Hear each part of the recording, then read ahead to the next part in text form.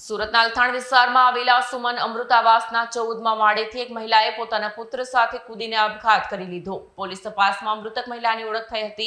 આ મામલે સંબંધીએ જણાવ્યું હતું કે મહિલા ડિપ્રેશનમાં હતી અને તેની દવા પણ ચાલી રહી હતી।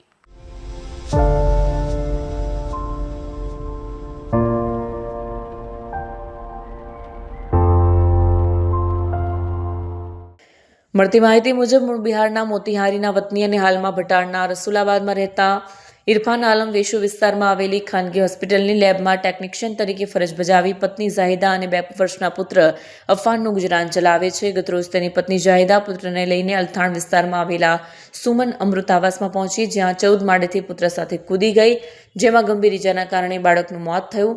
માતા ગંભીર રીતે ઘાયલ થઈ। તેઓ કાર પર પડતા ધડાકાભેર અવાજ આવ્યો, જેને લઈને ત્યાં લોકો એકઠા થઈ ગયા। ઘટનાની જાણ થતાં પોલીસ પહોંચી। પોલીસે ગંભીર હાલતમાં માતાને સારવાર માટે ખસેડી, જ્યાં આઈસીયુમાં દાખલ કરાઈ, પરંતુ સારવાર દરમિયાન મહિલાનું મોત થયું। પોલીસે જ્યારે આવાસમાં રહેતા રહીશોની પૂછપરછ કરી ત્યારે મહિલા આવાસમાં રહેતી ના હોવાથી તેની ઓળખ થઈ ન શકી, પરંતુ મહિલા બાળક સાથે ગુમ હોય પરિવારજનો તેની શોધખોળ કરી રહ્યા હતા અને એક મહિલાએ પુત્ર સાથે આપઘાત કર્યો હોવાના સમાચાર સાંભળી તેઓ સિવિલ હોસ્પિટલ પહોંચ્યા ત્યારે મહિલા અને તેના બાળકની ઓળખ થઈ। આ મામલે સંબંધીએ જણાવ્યું હતું કે મહિલા ડિપ્રેશનમાં હતી અને તેની દવા પણ ચાલતી હતી। मेरा नाम सिराजुल हुदा हुआ।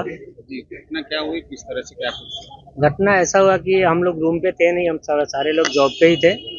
जॉब से जब आए तो पता चली कि रूम बंद है, रूम पे नहीं था, ताला लॉक था। तो हमने तपास शुरू किया कि भाई गई किधर। जब ढूंढे तो थोड़ा टाइम के बाद नहीं मिला। फिर उसके बाद पता चला कि बाजू वाले बिल्डिंग में कोई सुसाइड किया है, एक बच्चे और एक महिला है। तो फिर हम लोग गए वहाँ पे, तो वहाँ पे बॉडी था नहीं, बॉडी ऑलरेडी सिविल आ चुका था। फिर वहाँ से हम सिविल आए, सिविल में देखे तो ये लोग बोले कि डेथ कर चुके हैं, माँ भी डेथ कर चुकी है, बच्चा तो ऑन द स्पॉट डेथ कर चुका था। फिर हमने पुलिस चौकी में गए, वहाँ पे बात किया, उन्होंने बताया, फिर उन्होंने जो बयान लिया हमसे लिखवाया और उसके बाद फिर हम घर चले गए। तो बोले कि फिर आज पीएम होगा, उसके बाद उनका रिपोर्ट जो भी है वो आएंगे और डेथ बॉडी सौंपेंगे। क्या कारण है आपका? सुसाइड करने का कारण क्या? डिप्रेशन, किस तरह से? चिंता था, उनको सताता था। एग्जाम में वो फेल कर गई थी 1-2 बार, तो डिप्रेशन का शिकार हो गया था। डॉक्टर जो बोले हमें कि वो डिप्रेशन की शिकार है, हमें तो ऐसे पता नहीं चलता है, जो डॉक्टर बोलते वही पता चलता है। तो डॉक्टर ने बोला कि डिप्रेशन के मरीज है, कि वो ज़्यादा सोचती है, ज़्यादा चिंता करती है, कि उसकी वजह से उसको थोड़ा ध्यान देना है, देखना है आपको, ये दवा अभी लंबा समय चलेगा। हमने डॉक्टर से बात भी किया था, डॉक्टर अंकित दवे का यहाँ पे ट्रीटमेंट चल रहा था, ऑलरेडी बिहार में 1-1.5 साल से ट्रीटमेंट चल ही रहा है। वहाँ से फिर हम यहाँ 2 महीने पहले ही बुलाए थे, उसके बाद दिखाए थे डॉक्टर। क्या कुछ बातें करती थी?